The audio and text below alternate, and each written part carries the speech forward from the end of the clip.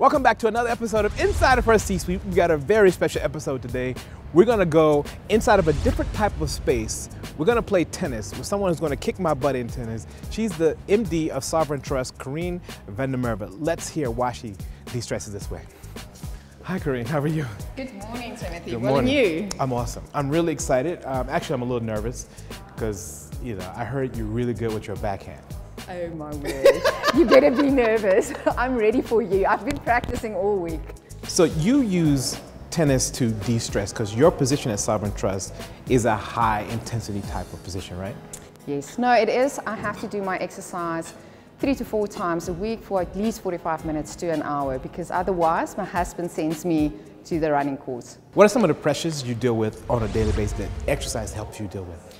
Well, Timothy, on a daily basis, we deal with clients who are highly demanding, and most of our clients are high net worth and ultra high net worth individuals.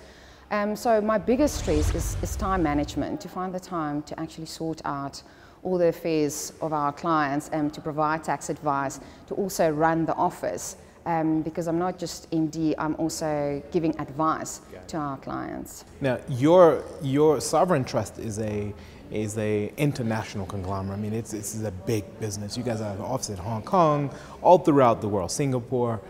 The office in South Africa, how long has it been around? It's been around for just over 20 years. The whole group has been around for 30 years. This is actually our 30th birthday this year. But yes, we started a few years after the main group started. Okay, cool. And you didn't start as MD. You weren't recruited as MD. You started as a consultant. Yes, correct. I joined Sovereign in 2008 as a sales consultant, and then 2 years after that, I was promoted to managing director. Got it. Let's go back. You grew up in sort of a small town, in fact, the name of your town is? Yes.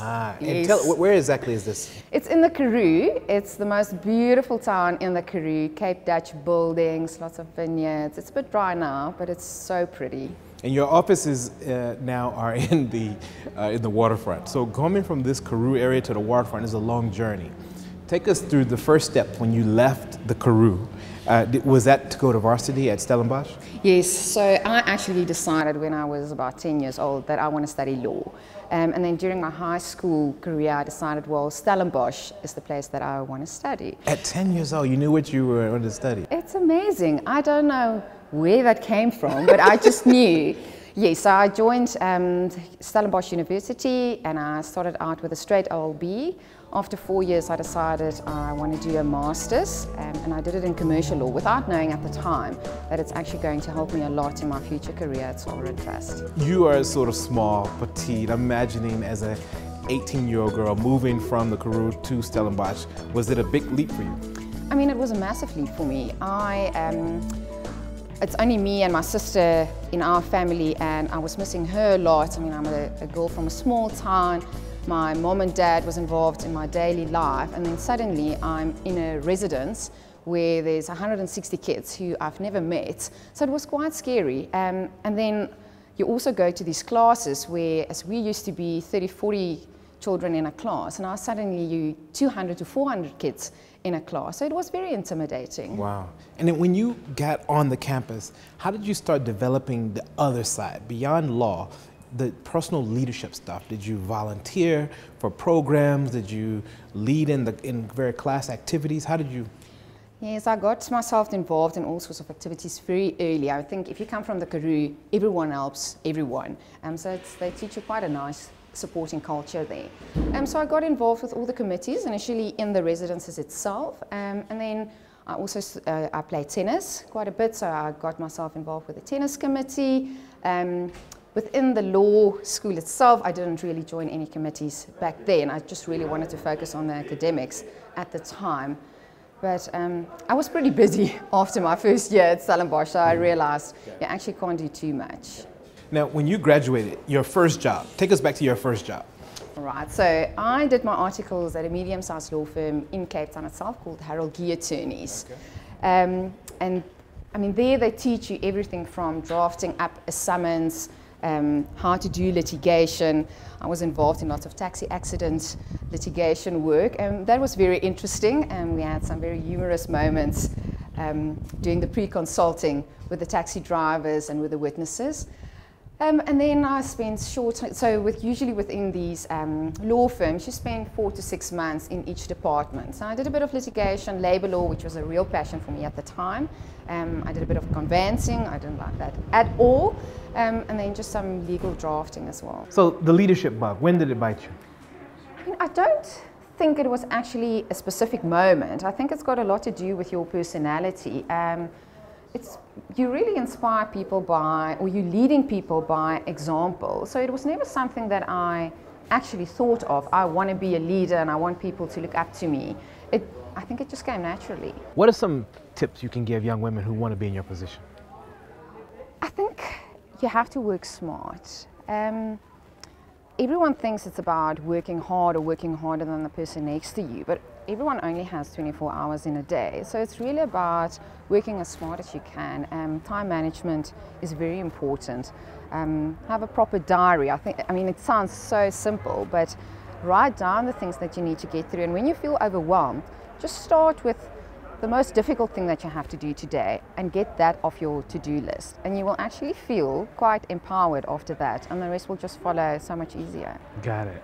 And, early part of your career when you felt that there must have been some overwhelming moments when you felt that being a young woman in a leadership position was challenging. How did you deal with that? How did you deal with some of these uncomfortable moments?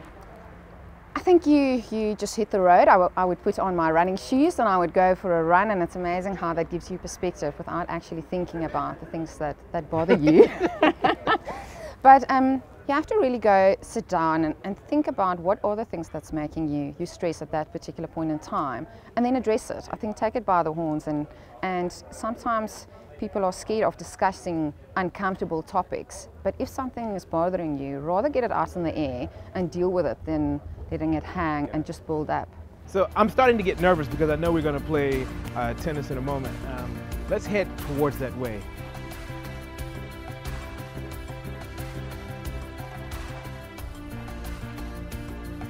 So the advisory work, what makes you guys unique and special?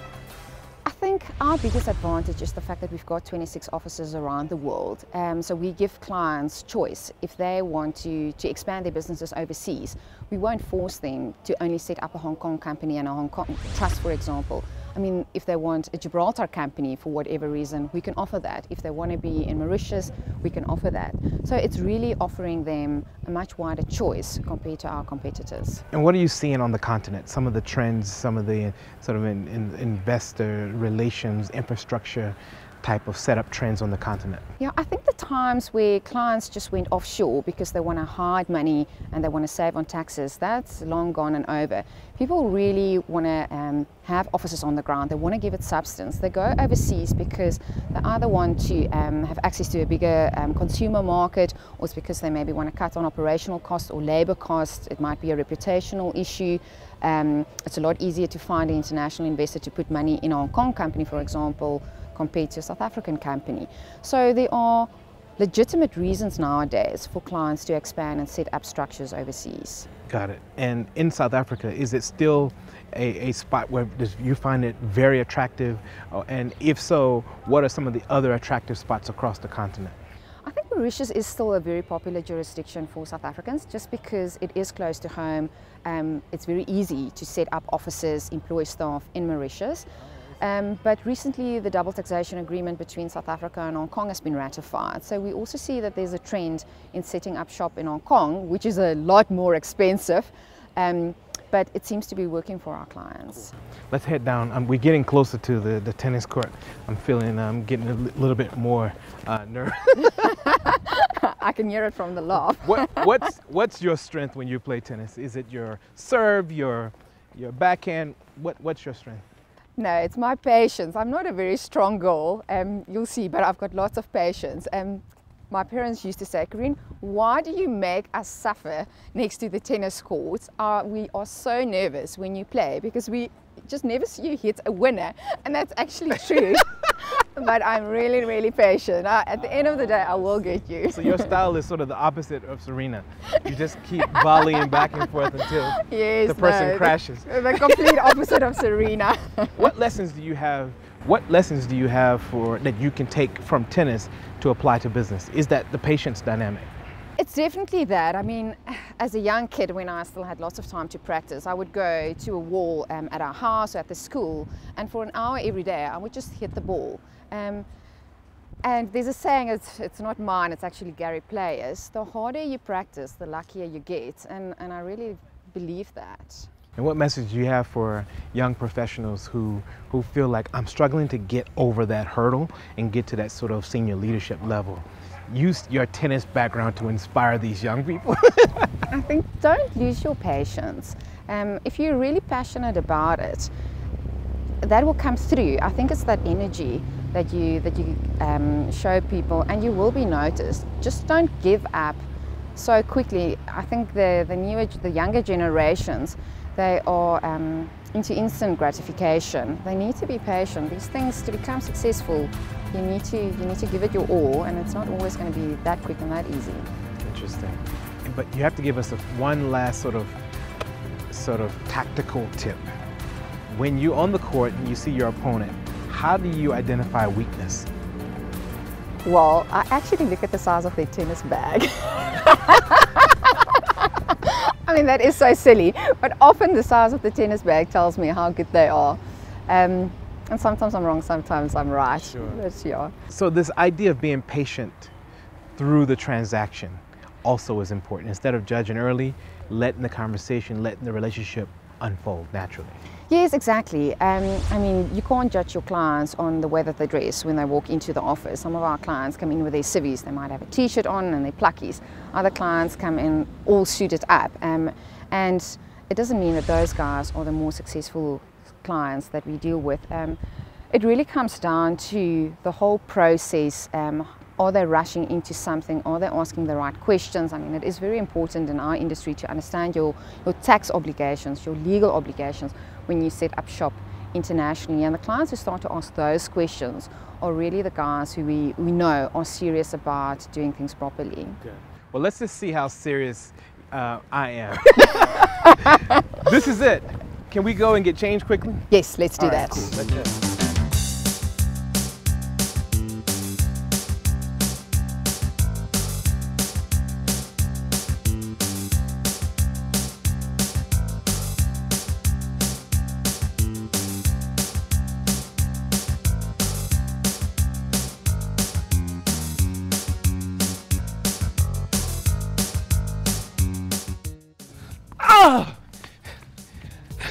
That's Coreen Van der Merwe. She's hitting winners in the corporate space. Join us next week on Inside of Her C-Suite as we check out some of the brightest, sharpest, incredible minds like Coreen all across this continent.